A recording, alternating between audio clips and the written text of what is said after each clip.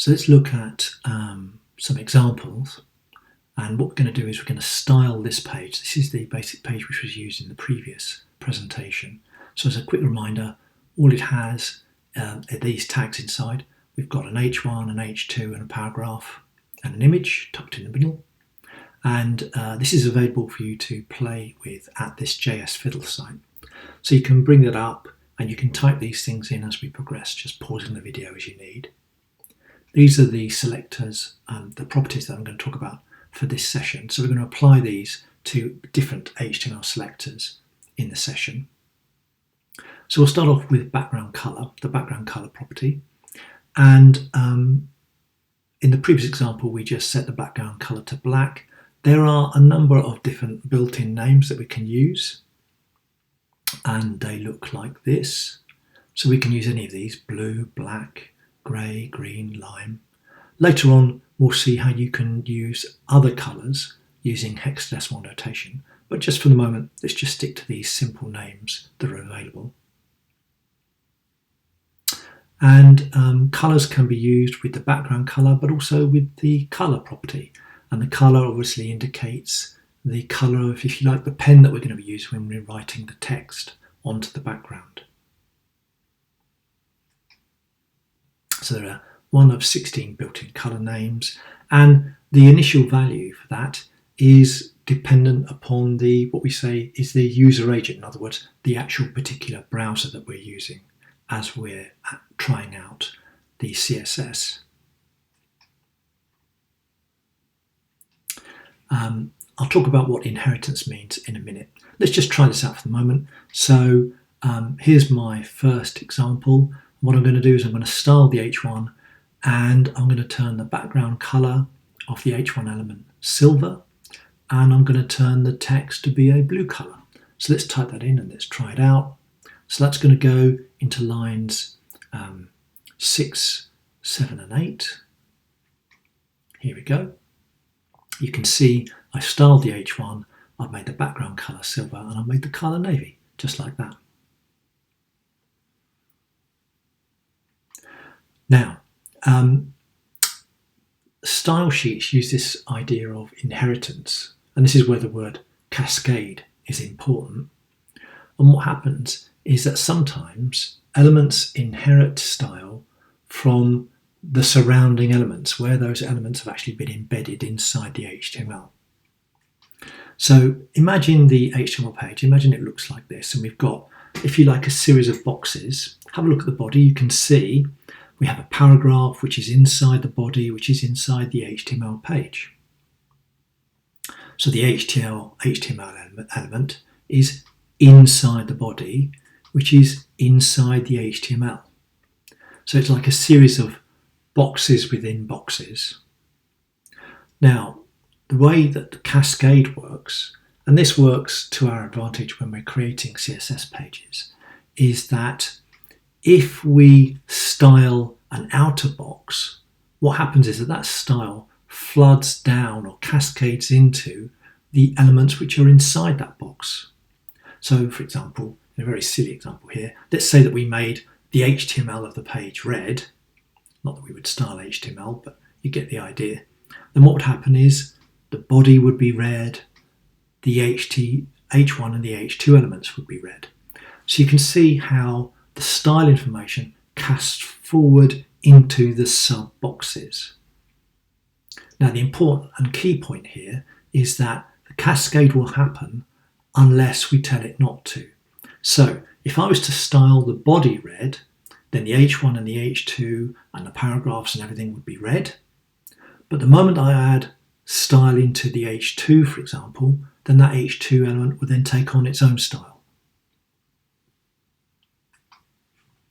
So let's style the body and see what actually happens in this example. So with this one, I'm going to set the background color to be teal, and I'm going to set the color to be white. So I'm going to add those into the body, and what will happen is we'll see that cascade effect apply to all the elements inside. So just watch what happens to the H2 and compare what happens with the H2 to the H1, because the H1 already has a style. So let's add that text in to the body. There it is. and now let's click Run and watch what happens to the H1 and the H2. Now, according to the way that I've described the theory of cascade, the elements that I've just put in will apply to the H2 because there's no style in the H2, but the H1 will remain the way it is. And there you can see it's happened just like that. So we've turned the body of the document to have a background teal, and we've made the font colour for all the text in the document, all the paragraphs and the H2s to be white, because the H2 is inheriting the style from the body. The body style is cascaded into the H2 element, but not the H1 element, because the H1 element already has a style.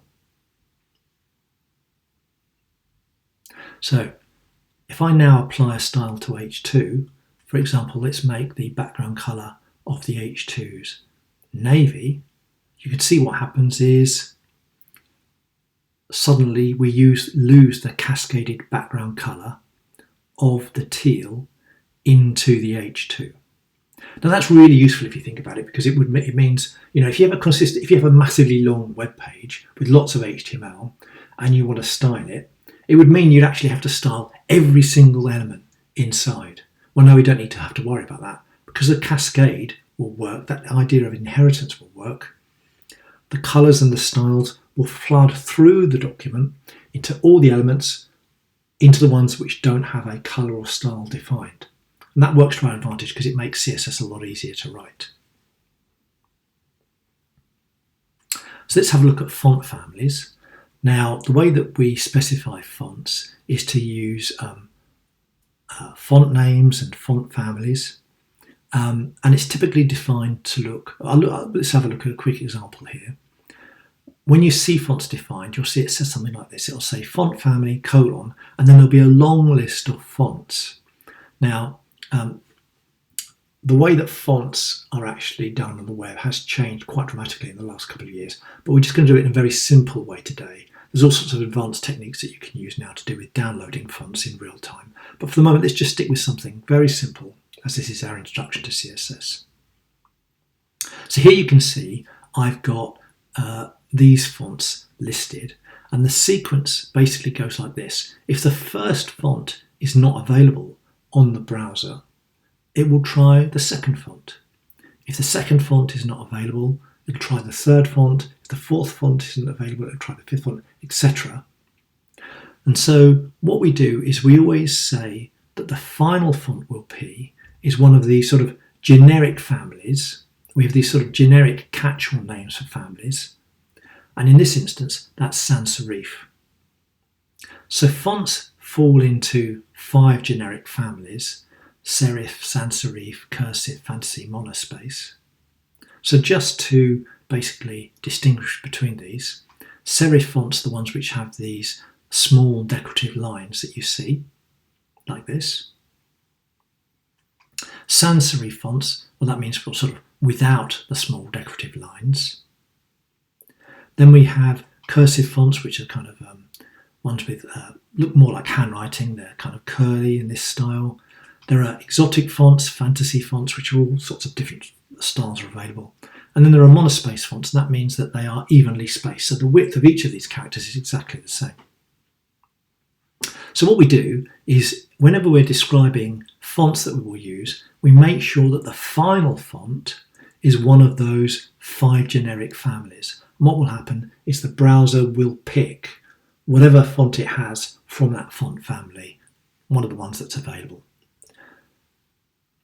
Now, there are fonts available to PCs and Macs. We know these are the standard ones. I mean, this list probably needs updating now, but if you use any of these fonts, you're pretty sure that these will be available on different platforms.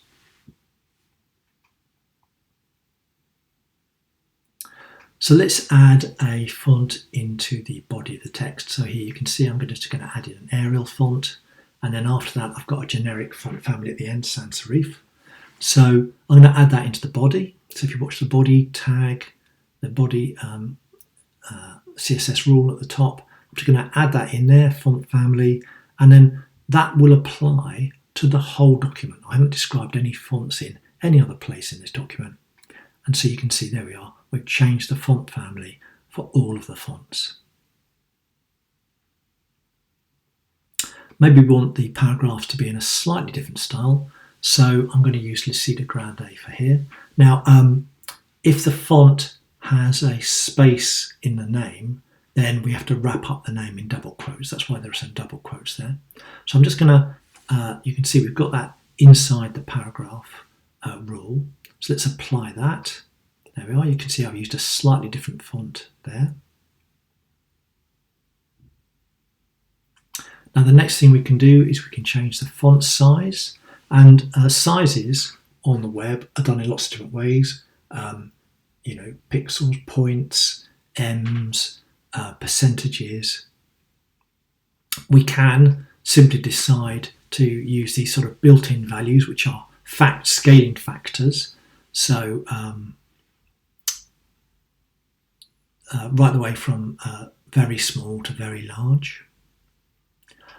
Or we could just say smaller or larger compared to the element that the element is actually sitting inside. So we could say, you know, this is going to be larger than the element that it's actually next to inside the parent element.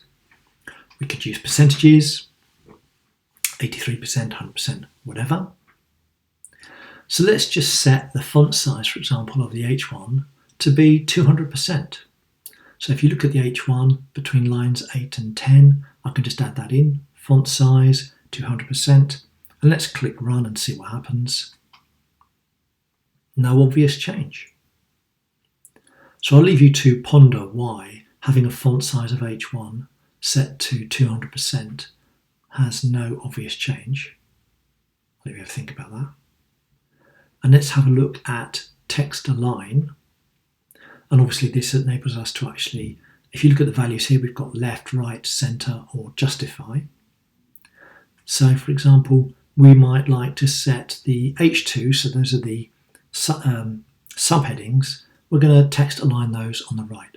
So I'm just going to add that into the H2 rule. So if you look at lines 15 and 16, I'm just going to add that in, and if I click run, boom, just like that, flash drive capacities appears on the right hand side. We could text align the center.